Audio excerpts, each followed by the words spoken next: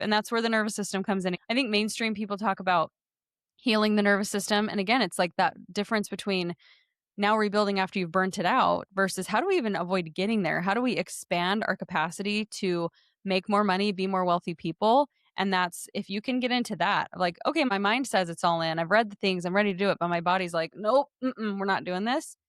You have to get there. And if you're willing to like work through, not just shove it down, but really truly increase that capacity to handle more visibility, more money, then it multiplies in ways you can't even comprehend. Welcome to the Creator Money Show, where I teach creators how to build profitable businesses and lasting wealth. Let's get into it. Welcome, everyone, to my episode today with Kirsten Tyrell. Kirsten is a performance coach for female entrepreneurs. Kirsten, welcome to the show. Thank you so much for having me. It's been a hot minute since I've been on this side of the conversation, but it's when I was getting ready, I'm like, oh, this is the easy part. Like, this is just, I get to come and share. I don't even have to think of the questions. So It's all so that true. gets to be on you. So thanks for having me. And I'm so excited to be on this side. So I want to start today by actually, it's maybe a little different than what I normally do, but I was reviewing your website. I was doing research before we started today and reviewing your website. And honestly, like what you have in your hero section just really stuck out to me. So I want to read it and I want to use that as kind of the basis to start our conversation. Is that okay? Okay. Yeah. Okay, here we go. So this is on Kirsten's website. She says, I had the results, the $1 million annual revenue, the kind of business that made people ask, how did I do it? And then I burned it down, not at the bottom, but at the top. I had borrowed a definition of success and sprinted towards it. And for a while, it worked until it didn't. But what I learned on the other side is the thing I now build everything around. Your business will always reflect the stability of the woman running it, not her work ethic, not her strategy, her foundation. I just want to pause because that's so good. It is so good. And I'm so curious to learn more and kind of start our conversation with, and then I burned it down at the top. So launch us into a conversation, tell us about that. I'm just so curious to learn more there.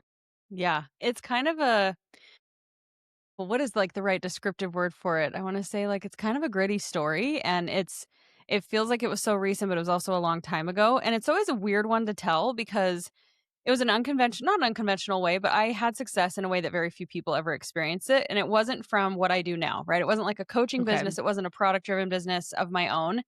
I was in the direct sales industry and I was at the very, very top of the game. And I hesitate even saying that because people are like, oh, okay, so you got lucky. It was definitely a good timing thing. No. I do not like when people say that. There's a lot of hard work that goes into stuff. So much work. I mean, I told you, a podcast. I had built a huge network without really getting paid aside from the occasional Audible affiliate and Amazon affiliate, because those programs were new back then. And I was still finding my footing selling programs. I was selling some coaching. But I had made a very public show of the fact that I was going to show that anyone could make $1 million. That was my kind of shtick unofficially. And my podcast was around motherhood. But anyway, all of that came together to where I could have never prepared the how, if you will. And we can talk about that later too, because I think entrepreneurs kind of get stuck in that. Every time I tried to control the how, it did not work. But when I just let go, I found myself in a situation where I very, very quickly hit the top and I was making over $1 million a year from that income stream. I was leading a team of over 6,000 women. It was massive. So when I say I burned it down, there's a lot of not so savory stuff that happened. And I won't go into all the details of that, but it ended basically overnight. And when I say I burned it down, it took me a while to be able to accept that. And there's a piece of that to where it's there's a lot of things that I would go back and change the way that I did things and operated in the business. But even more so, I look back now at the person I was when I was doing that and I was at that level of success. And I'm a theater kid. I love attention in that way. I love to perform. I love to entertain people, right? Yeah. Okay. I had no preparation for what it would feel like to be at that level of success and scrutiny when you have now become very important to people because of how much money you're making, because of the level of success that you're at. And I was super uncomfortable. I almost didn't want the attention for the first time in my life. I'm like, don't look at me. And I went into this massive state of overproving. I threw an event in Nashville for over 1,000 women. We had Rachel Hollis as our keynote speaker. I mean, it was huge. And it was basically my husband and I did it alone. Okay. And I Okay. was like, okay, big idea person. He's the integrator. We put this together. And when I look back now, I'm proud of it. But there was also this, I see that there was this version of me that was still trying to prove I deserved how much money I was making. I needed to prove I was still a really good person, even though I was making so much money. And I needed to help other people to get there. And if I couldn't get them there, then it wasn't enough, or I Yeah. wasn't enough. So there was Interesting. still this like version of me that was running it that still felt like the broke, poor girl, the wannabe that somehow got lucky. And I think I was trying to outrun that identity. So I'd done all the Interesting. mindset work you do to even have success, to do what you're doing.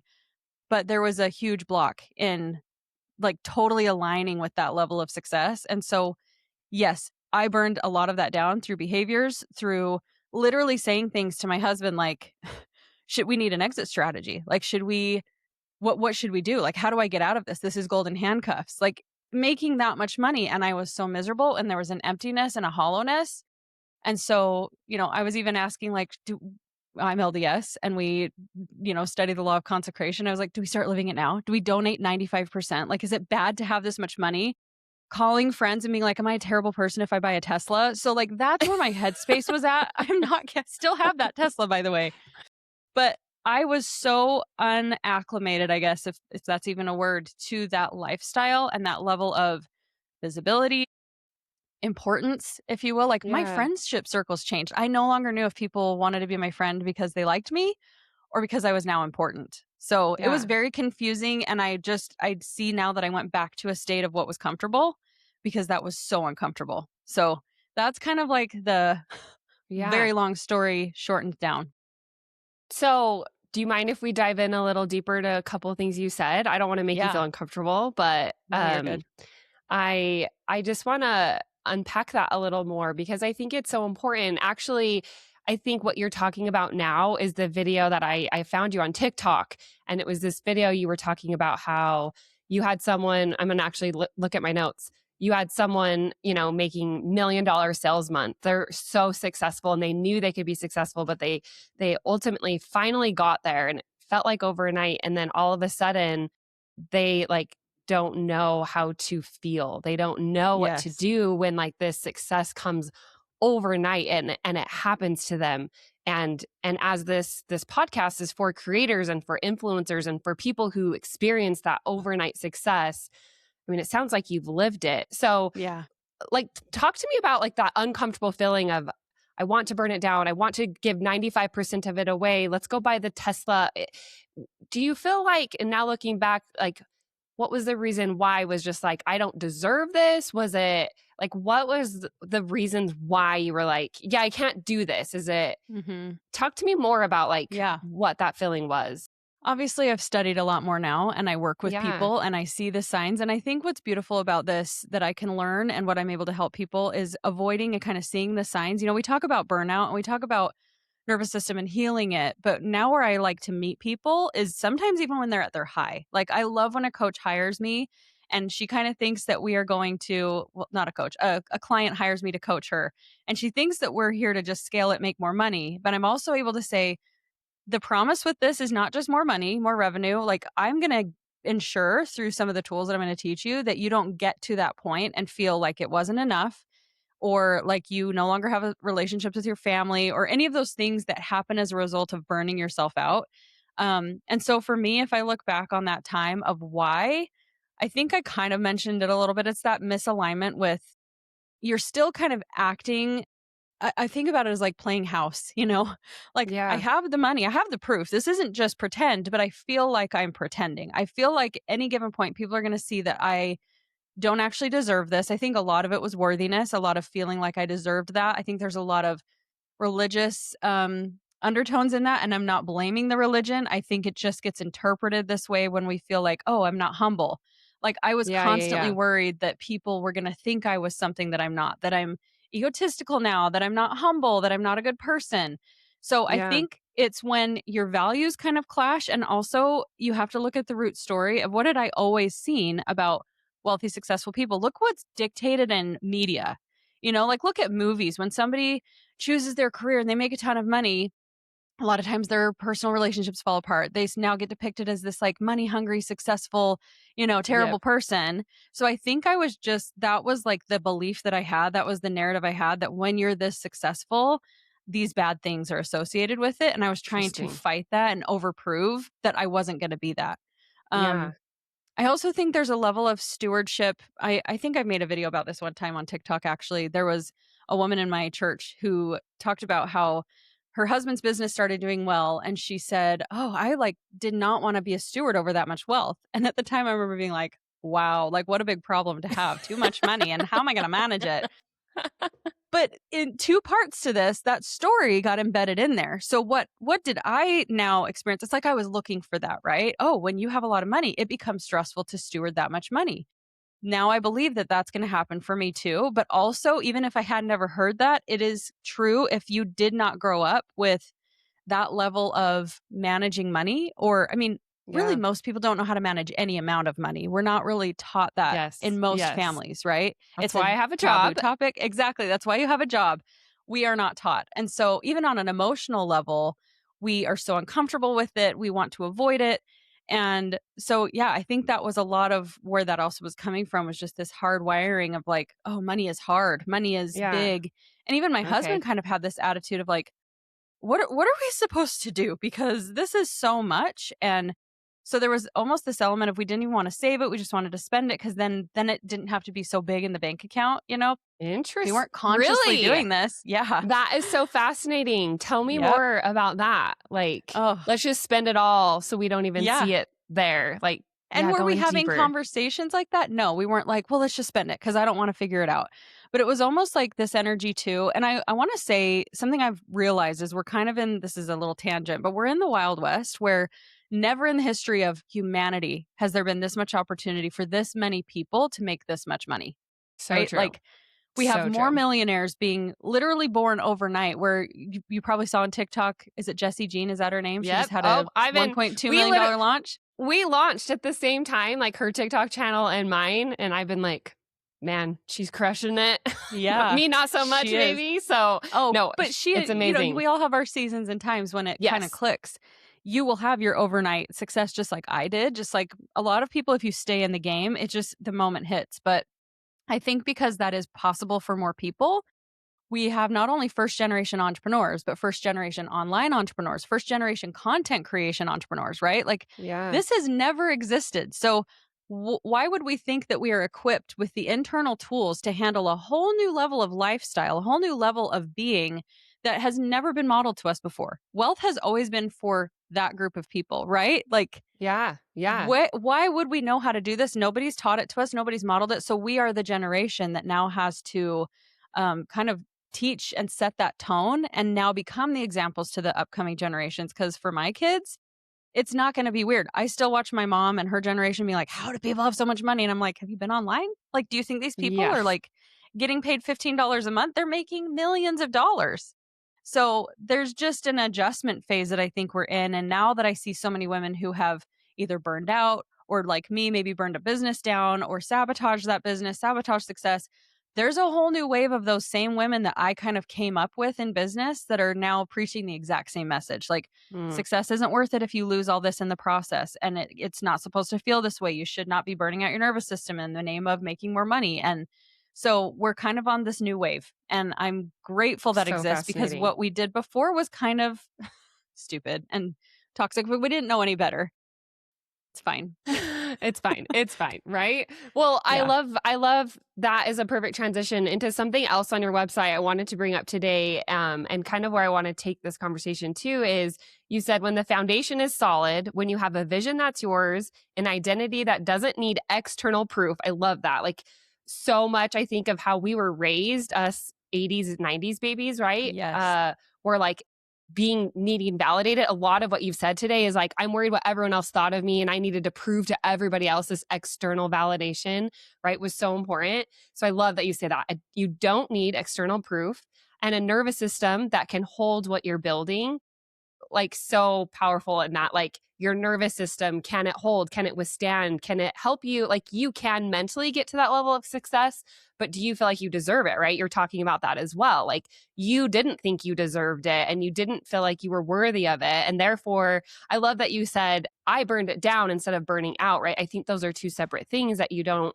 always Yeah. hear. I feel like a lot of people talk about burnout, but I Mhm. love that you're talking about like, I sabotaged it. Like I did something because I didn't think it was worthy of it. So taking those two things of like not needing external proof, having the mental mindset, like when you're working with your clients and when you're educating others on like, you have had this overnight success. And I'm putting that in quotes because, like you said, some people it takes 10 years, other people it does happen overnight, right?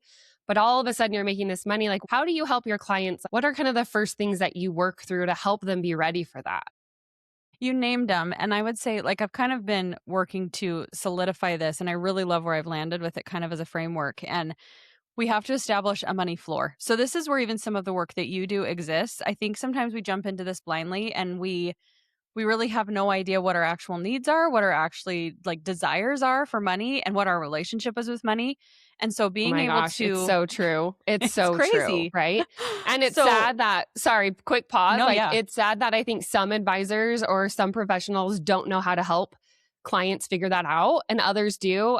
I'm not trying to tout myself, but I really try to go into that with my clients because you can't just be like, "What do you want?" And people are like, "I don't No. know." Like, I have no idea. So I love that.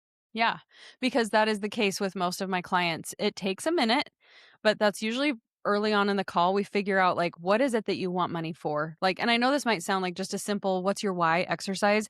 It gets way more nitty-gritty into it. It gets Yeah. into I brought in a new client recently and she was so shocked that she started to cry when we started talking about money and certain things and she was like, "Whoa, I didn't realize that was there." And I'm like, and that's why we're doing this. That's why we're starting here so we can start to uncover what beliefs are stuck there. How do you feel around money? What's the relationship there? How did you grow up with money? How did you speak about it? And even more so, like, what do you want to do with money? And it takes people a minute, but once the ball gets rolling and they really get into this zone, they're unstoppable. And they're even shocked at how much they already do know what they want. They've just never really been in a safe space to claim it and say it out loud. I like that. I felt like I was a person. I'm not like a vision board, very good visualizer. And so when I started doing things like 10 years ago, Miracle Morning, and you do visualization, I'd be like, but what if I want to change the yard? Or what if I would just sit there like, I don't want to commit to this. I don't know what I want it to look like. But one thing I did right is I knew how I wanted to feel. So it didn't really matter what the specific external variables were. I knew how I wanted to feel around money. I knew how I wanted success to feel to an extent. I wanted that freedom. So I kind of latched onto that. And then I started collecting some things. But a lot of people won't even get that far. They won't even be able to define what success means to them. And Yeah. so we start there. And then we also get into the logistics. We get into like, well, how much money would that even need to be? How much are you making now? What would be like a really safe point? Or what are you charging for offers? Or what would you love to do to make money? And a lot of them already have things they're selling, but there's blocks with selling them. Or there's things they really want to do, but they don't believe they can because it might not make enough. Or I'm not Yeah. allowed to charge that. So we get into that. That's kind of like the money floor. And then we get into some of those other things with your identity when it comes to money. What does it mean for you to be wealthy? What stories do you have attached to that? Like how would that feel to wake up and have that kind of money? Would you feel responsible for it? Would you feel stressed out by it? And like what would that challenge about the roles that you play in your life? How would that compromise relationships? What might your parents say about you suddenly having more money than they've ever made in their lifetime? What would your sibling, how Yeah. would they act? Would they be Ooh, I jealous? like Would they be that. supportive? We don't Yeah. think about that until then it happens. And sometimes you can't plan for that. You don't know. But at least playing it through and saying, am I worried there's certain relationships that would be in jeopardy if I suddenly have more success? Do I have like a friend that we bond over our misery or over our poorness and that would be compromised? Like those are things that will drag you back down because you want to go back to something safe. Yeah. So we address all those elements and then it kind of just creates this roadmap of okay, this is my personal map to wealth, a truly wealthy life. It has this new money floor, this foundation. It has some of these internal drivers and then atop of it, think of like a pyramid sits that like unshakable wealthy life success that you actually want that you decided what that looks like. This is your version, no one else's. But now we have the tools, the framework and the internal foundation to be able to build it so that when you get there, it's not like, because I had that too, where I'm like, I thought it would feel Yeah. different. I thought it would feel better. I thought it would be, and how, I don't know if you've heard entrepreneurs say this. They hit the benchmark and they're like, where's the fanfare? Okay, well, next goal, next goal, Totally. right? Well, Oh, I think that's so common, even just in entrepreneurship alone, right? Is like that bar is always moving, and you yeah. reach that bar, and you're like, "Where's my parade? Where's my celebration?" Hmm. Like, it's not always necessarily there, and then you're like, "Okay, move on to the next. Okay, so maybe I need to move the bar. Maybe I need to go farther." Right? Yeah. It's constantly moving, which is Or kind of you, frustrating. it's frustrating because then for me, even I checked everything off the vision board. I found an old Pinterest board Yeah, and I'm like, okay, I've literally got all these things. Now what? Because I think there's a normalcy to your first level of wanting, your first level of like, what is my wealthy life, to include stuff, to include experiences, like it very should. tangible things. It should. Should. It's very Yeah. motivating. It's fun. I do Yeah. not regret a single dollar spent on experiences, and that's just because that's my value. Everybody's is different. Yeah. Someone else may never regret buying the Prada or the $10,000 bag or whatever. Like, it's not my value. But if there does hit a point though where you do go beyond the satisfaction of just stuff or experiences, even the things that you love the most, and you have to find something deeper. You recognize, okay, this is kind of a surface level of success. I'm ready for more impact. Or just recognizing, okay, if that wasn't really the marker, maybe it was the journey. How can I enjoy the journey more? What kind of a different Oh my shift do I need to gosh. make now in the Yes. actual work? Because I found Yeah. myself longing for the hard days of building and trying, because it was just the fun challenge. And it was like ease was uncomfortable for me. So I was Yeah. making my life Interesting. harder. That event we did in Nashville, we didn't need to do that. We didn't need to do that. It cost us like $75,000 of our own money. It was hard. It was 6 months of me praying every day that we would be able to make this thing happen, and I didn't even need to do it. It was completely unnecessary, and I did that, and I look back and I'm like, it was still me trying to make it hard so I deserved the amount of money that I was bringing Mm. in, Like, and it was from Yeah. external comments. It was because Yeah. all the things we've said. So, Oh you my will gosh. continue to make your life harder if you have not accepted the fact that being wealthy can be easy, that you're allowed Well, to just settle in it. yeah, you're allowed to be deserving of it. Like, Yeah. it's okay for you to make a lot of money and to enjoy it and to Mhm. be happy about that and to, you know, then like know that you can give your children or grandchildren or some charity, whatever that is for you, like a better life because of your hard work. Yeah. I've heard from people over and over again, like, I had this dollar amount in my mind, right? This six figure or this seven figure dollar. And then I got there and it was like, this is Womp. it, right? And so, Kirsten, I love what you said about like enjoying the journey. I literally have written down, and every morning, this is something I review. Like, I'm building this business because I want to create something that I love and because I enjoy it. Like, how can I find joy in every day? Like, there needs to be joy in the struggles and in it being hard, because Mhm. I like to what you kind of hit on is once you get there, like the reason that bar is always moving is because we as people are always evolving, and you're getting older and you're getting wiser and your life is evolving. So like it's probably good that bar is always moving, because we as humans, I think, thrive in challenge, and like we go farther and we do more in hard things. Like that Mhm. can be okay too, right? So I Yeah. think it's so important to enjoy that journey along the way. And intentionally build that. I think a lot of times when it's just reactive and it's, okay, this didn't give me the dopamine hit, so now I need to move the bar. Now I need to do something bigger. Now I need to prove something. Now I need to make it grind again because it was only fun when it was hard. There is something that needs to be shifted internally so that your Yeah. next move is made on purpose and it's made on like, well, what do I really love? Why did I love the journey? What was it about that? And like, is that really something where I'm trying to fix something inside of me? Or I need to be active and I need to be, that evolution is a great, beautiful thing. I think it's just such a hard thing to even quantify and explain, but you know it Totally. internally. You know, if you're like, I'm unsatisfied, so I want more versus I'm so satisfied, there's this overflow and I'm so excited to continue to provide and do more. And Yeah. it's all intention. It's So so tricky.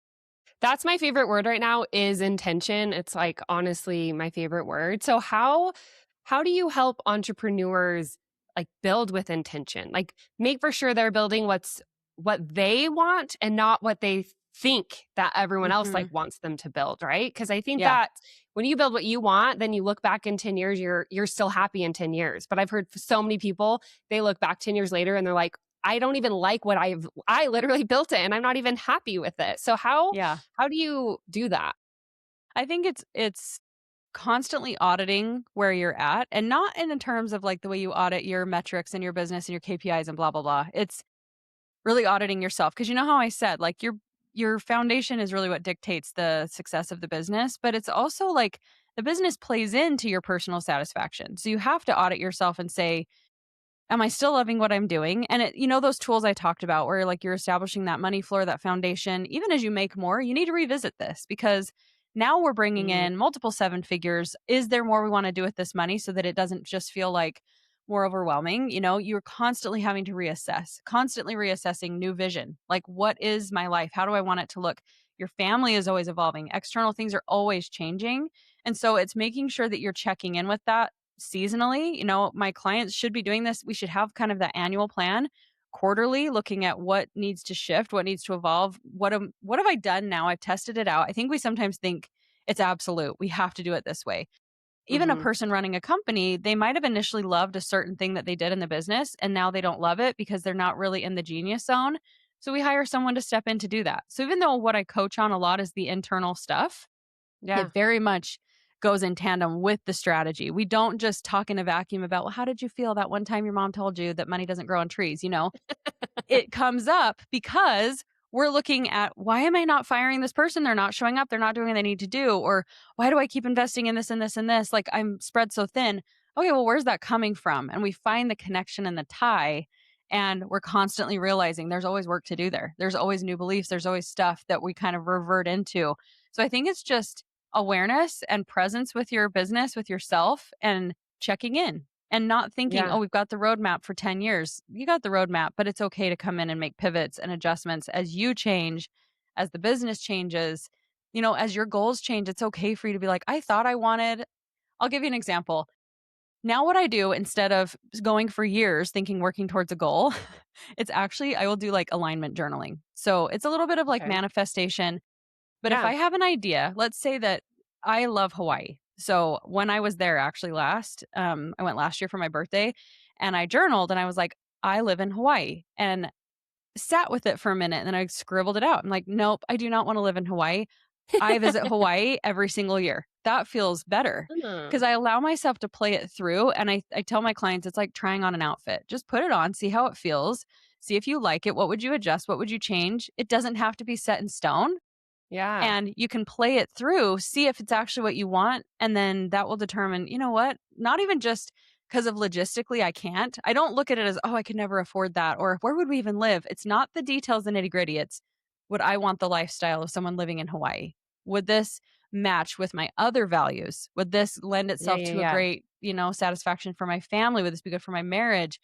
You have I to love start with that. your personal vision and then build Yeah. into that the business. A lot of times we It's build a so business true. and fit life. Yeah, no, it's so true. It's funny as like financial advisors, we always talk about, okay, the client is going to retire and then they're going to buy a yacht and they're going to sail around the world, but they've literally never even been on a boat in their life, right? So Take I a think we as cruise. humans, yeah, we do lots of kind of crazy, funny things like that. And so I love Mhm. this idea of what do you call it? Journaling, Alignment affirmation, journaling. alignment journaling. I like that like even the probably process of writing it down, like, no, I don't want to live in Hawaii, that doesn't feel right, but I visit Hawaii once a week. Like Yeah. same thing with, I don't even think it has to be retirement driven. I know I brought that up as an example, but I think it's any little thing, right? I want a 7-figure business, no, I want a 6-figure business, I want to send my kids to private school, no, I don't want to send, right? Like, I mean, you Yeah. could do that in so many different aspects of your life. And we as humans always like, oh, here's the marker, let's do that thing, like here's the goal, and I work my butt off to get to that goal, and then you're like, wait, maybe that wasn't even the right goal to begin with. Yeah. And it's okay to like try these little things out, to tweak things along the way, to make for sure that the goals you're working towards are the right goals that you want. Like, it's Yes. okay to design your life the way you want to design it. No one Exactly. else needs to design that. Nope. And you know how I mentioned earlier, like when I was building my first, income streams, and I would get into the how. And every time I was like, okay, this is how I'm going to make $1 million. I'm going to sell this program. And da, da, da. Like it always blew up. It never worked out that way. I think you have to keep that in mind. Like I mentioned, when you're doing this kind of journaling, pay attention to whether it's concerns because you don't believe it's possible or if it's concerns because it's not aligned. So that's why it's like alignment. Does this actually like match with the bigger picture? And you get to build the bigger picture. It doesn't have to be Yeah. right the first time you sit down and write it down. It's a process. Yeah. It's a layer upon layer. And then you have values that bump into each other to where you're like, oh, but travel is really important to me, but so is my kids having involvement in their stuff. Or like this kind of a business model. I love coaching, but I really do have a maximum on how much time I can spend. So you start to whittle that down and find the way that it can work. And you just kind of take that next step forward with what you have. But Yeah. anytime you start to obsess and have those limiting beliefs, those stories come up, those concerns of, oh, but we couldn't. I mean, I was thinking about this today getting ready about how there's a certain podcast that I would love to be on one day. And instantly I notice how my brain goes, yeah, but they already had someone just like you on there. So it's probably not likely. Or you don't like, what would you even contribute? And I caught myself in that. And I was like, you don't need to know right now what the topic is. You don't need to know what you're doing in that season of your business. You just need to know you're jealous of this person that did that because that is something that you want. There's Yeah. desire there. So then there's also this layer of why do I want to do that? Is it because I would feel important? Is because this comes back to that like external validation? No, I just know I could contribute something amazing. No, I know that I belong in rooms with those people. I know that I could help people that listen to their show. And I know I deserve to be in rooms like that. I have paid the Mhm. dues. I've learned I have so much to offer and value to give to others. And so if I look at making sure it's not coming from an ego driven standpoint, and by the way, it's okay if your ego is in charge sometimes. Like we would never get anything done.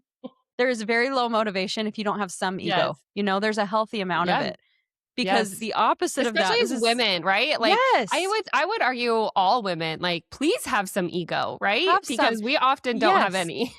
And women don't believe they can be humble and confident at the same time. Do you know how many women I've talked to and coached that don't believe that? And I'm like, "Oh no. You can. You can be a very humble person because actually what I found is when you're not willing to stand in your full power, when you're not willing to take those risks and be like, I deserve to be here, it's actually more prideful. Because you're like, "Oh, I'm going to conserve and preserve this and not show it because I care more about what people think." That's pride right there. Is doing it for what other people think, right? Yeah, So yeah. it's tricky. Again, it comes down to that intention and your energy behind it. But so I noticed all those things as I addressed this. I was like, nope, I'm gonna write this down. I want to do that. Or shows like it. This reveals that I do have this desire and I don't need to figure out how. I don't need the roadmap right now. I'm just gonna put it out there that one day this is something I'm doing. I'm gonna write down that I am on shows like this and write it like it's happening right now. And if any concerns come up, we address them. We don't push them down. We don't say, "Oh, well, it's fine." Like, don't think about that part. No, we address it. Yeah. We don't let it bake. We don't let it marinate. We give voice to those fears so that they can move on. So, Love that. I love that. I love just, yeah, being intentional. Something that we talk to my clients about all the time is we don't do a financial plan. Like this thing is never done. We only do financial planning, right? yes, We I love are it. moving things forward because your life is constantly and it should constantly be evolving and changing and you should be growing as a person and those goalposts should be shifting because you are moving forward as a person, right? And so Yep. just like what you're talking about is try the next little step, do the next little thing, see if it works and then pivot a little bit, right? Mhm. It feels like so much uncertainty right now, right? There's people that are so worried about what's going on in the world and in businesses and now with AI coming, and children being raised by tablets and technology, right? I think there's a lot of uncertainty today. And so I hope people are just like run from having a set plan because like there's no confidence in a set plan today, right? Yeah. There always needs to be that growth, that evolvement, that every quarter taking a second to step out of your business and like look at it from this 10,000-foot view, right? I've noticed Mhm. myself, like I get so busy in the day to day, edit the video, post this, send that email, right? Like the tactical things to keep the business moving forward. And so I love like having a mastermind, having a coach, having something that occasionally like makes you like rise up to this 10,000-foot view to like look down at your business and like kind of Yes. reassess things, right? Yep. Like how important that is to do occasionally. And to make sure it's rooted in that personal check, right? Like you do the personal check-in before you do the business check-in.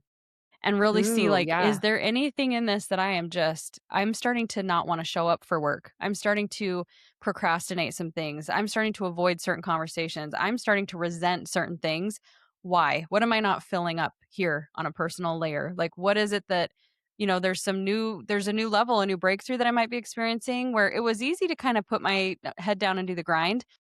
Am I scared because it's starting to actually work? Am I, mad because it's not working? Like, where is the internal driver that's starting to impact the external things that I'm doing?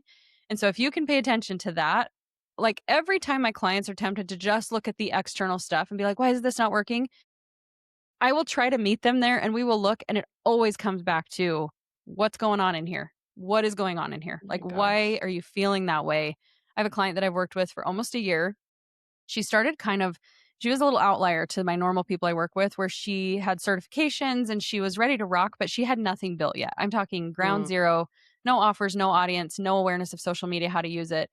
So we've worked through every single layer, and she's at the point where she's growing her following at a decent pace, but it's not necessarily like connecting with the perfect clients that are ready to work with her right now.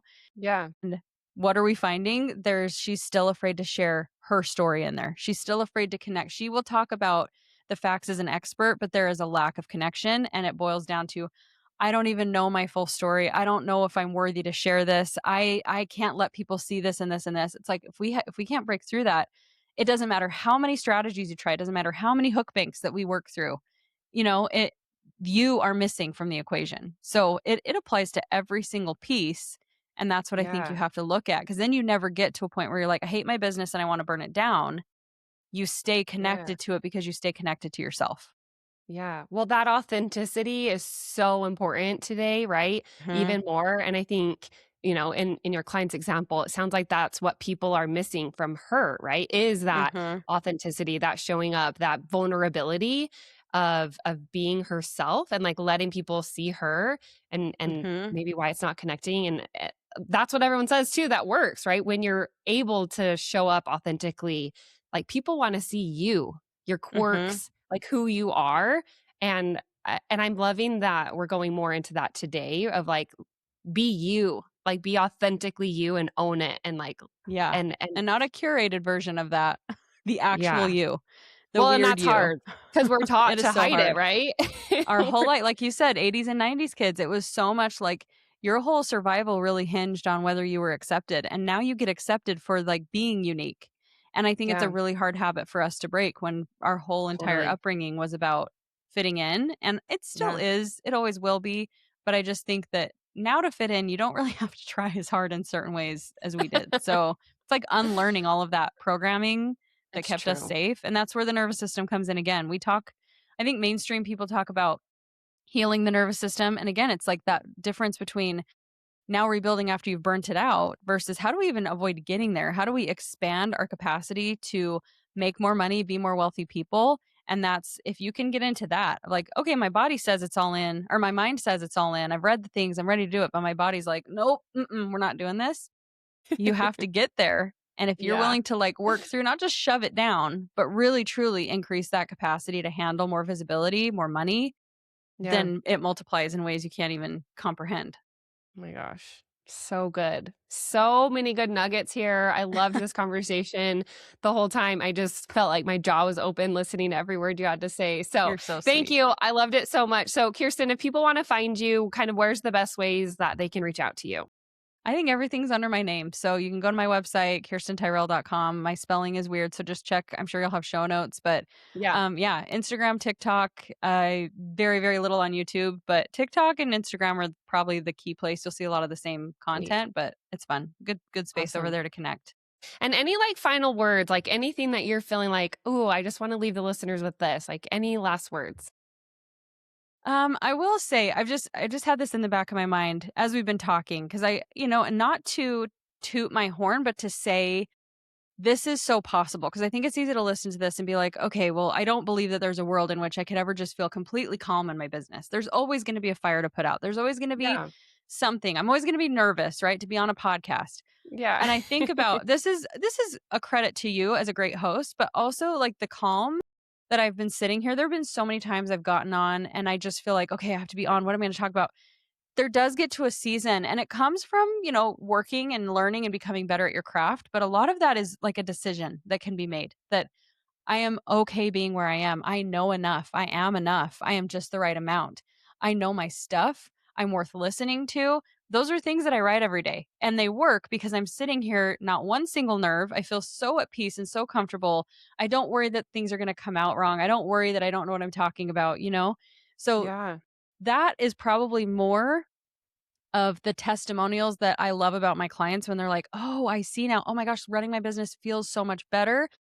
It's not so much the amount of money. That's a goal. That's like a given, but that's the outcome. That's what I want people to Yeah. understand, is that being an entrepreneur, being a creator, building something, making a lot of money does get to feel easy. It gets to feel comfortable, and it gets to feel amazing. And I didn't believe that before. I thought that I had to be exhausted, burned out and all of these things, and like constantly busy, busy, busy brain. And now I'm like, oh my gosh, this is amazing. My mind lets me calm down sometimes. I'm not constantly running the business in the back burner. Like, I am so present with my kids. I can be in this little compartment, do this, and be fully in it. And then I can turn it off. And I could not do that before. So that's more of the testimony to what I am saying is real, because I'm sitting here living it. And Yeah. 5 years ago, version of me would not have believed that was possible. So it is. Well said. I love it. I love it. And that's like what I hope I'm striving for in my business too, is to not rush to the next thing and do the next thing and constantly having to be on. It's like just being here and being present and like going slow and like building with intention. All the things we talked about today. Thank you so much. I really appreciate your time. And everyone, go check Kirsten out. She's amazing. Thanks for having me, Abby. Thanks for watching. If you're a creator trying to figure out the money side of your business, make sure you subscribe. And let me know in the comments what topic you want me to cover next. Catch you on the next one.